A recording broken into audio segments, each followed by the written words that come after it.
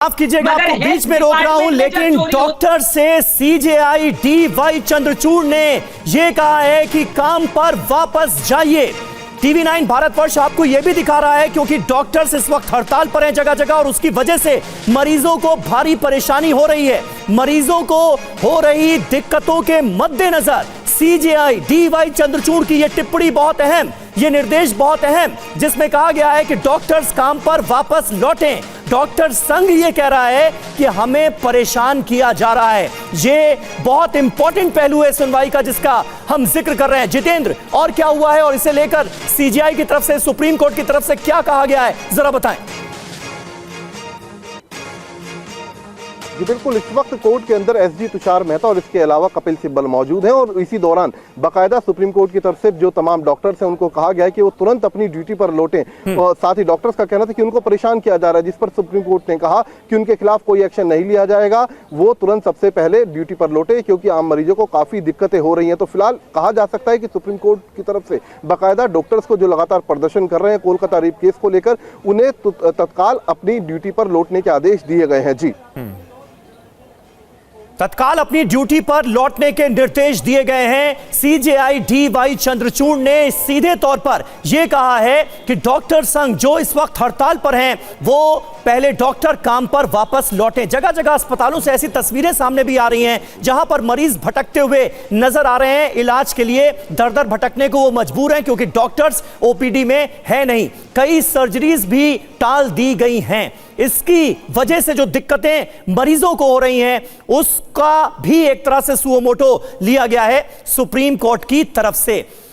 प्रियंका जी, आप अपनी बात जल्दी से कंप्लीट करें। किस तरह के आरोप आप लगा रही हैं और ममता बनर्जी की सरकार की तरफ से क्या किया जाना चाहिए था इस मामले को लेकर? जब यह मामला सामने आया क्या नहीं किया गया, जल्दी से कंप्लीट करें, उसके बाद बादल देवनाथ साहब आपका जवाब। देखिए, मैं यही कह रही थी कि जब एजुकेशन डिपार्टमेंट की चोरी पकड़ी जाती है तो एजुकेशन मंत्री जेल चला जाता है। ममता बनर्जी कहती है हमारा कोई लेना देना नहीं था, हमें इस बात का कोई संज्ञान नहीं था। हाँ। जब फूड डिपार्टमेंट में चोरी पकड़ी जाती है तो फूड मिनिस्टर जेल चले जाते हैं, तब ममता बनर्जी कहती है हमें इसके बारे में मालूम नहीं था। लेकिन अब जब हेल्थ डिपार्टमेंट की चोरी पकड़ी गई है तो क्या हेल्थ मिनिस्टर वही सजा कबूल करेंगी जो फूड मिनिस्टर और एजुकेशन मिनिस्टर को दी गई है, या वो फिर कहेंगी कि उन्हें इसके बारे में मालूम नहीं था? बादल देवनाथ साहब, जल्दी से एक रिएक्शन।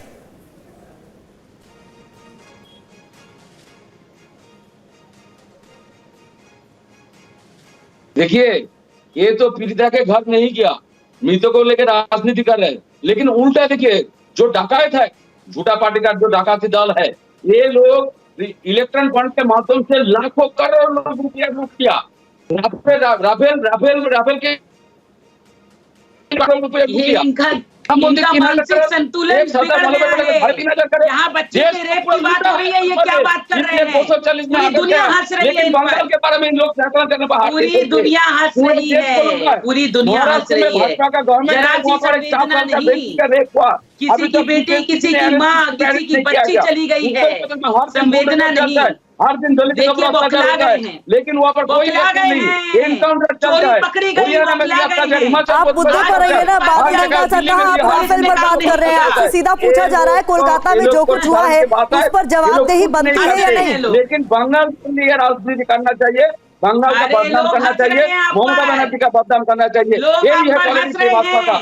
यही एक मृत्यु को इतना पीड़ित का घर गया ना, उनके माता पिता से मिला, लेकिन यहाँ पर इसीलिए जनता ने चप्पल खोल के इनके मुंह पर मारा। इनको चीज नहीं कर सकता चाहिए। अरे देखिए कितनी शर्म की बात है, ये लोग चीज नहीं कितनी शर्म की बात है। एक मिनट, एक एक करके प्रियंका जी, बादल देवनाथ, एक एक करके आप लोग बोलेंगे तो आपकी आवाज दर्शकों तक भी पहुंच पाएगी। 6 महीने से महिला को बढ़ाता, कितने सारे महिला कर्मचारी को। और देखिए इस बीच में आप दोनों को माफी के साथ रोकना चाहूंगी क्योंकि अभी भी सुप्रीम कोर्ट में इस पूरे मामले पर सुनवाई हो रही है, तो इस वक्त का बड़ा अपडेट दर्शकों के सामने रख देते हैं। डॉक्टर्स की तरफ से बताया गया कि उन्हें परेशान किया जा रहा है, ऐसे में सीजीआई की तरफ से कहा गया है कि डॉक्टरों को टास्क फोर्स सुनेगी। आपको याद होगा पिछली सुनवाई में नेशनल टास्क फोर्स का गठन कर दिया गया था सुप्रीम कोर्ट द्वारा। 9 डॉक्टर्स के निगरानी में ये टास्क फोर्स काम करेगी और अपनी तमाम रिपोर्ट सौंपेगी। लेकिन जितेंद्र शर्मा का एक बार मैं रुख करना चाहूंगी। जितेंद्र, डॉक्टर्स को काम पर लौटने को तो कहा ही जा रहा है, लेकिन जिस टास्क फोर्स का गठन किया गया है, कहा जा रहा है कि आप अपनी तमाम परेशानियां वहां बताई जाए, आपके द्वारा वहां आपको सुना जाए।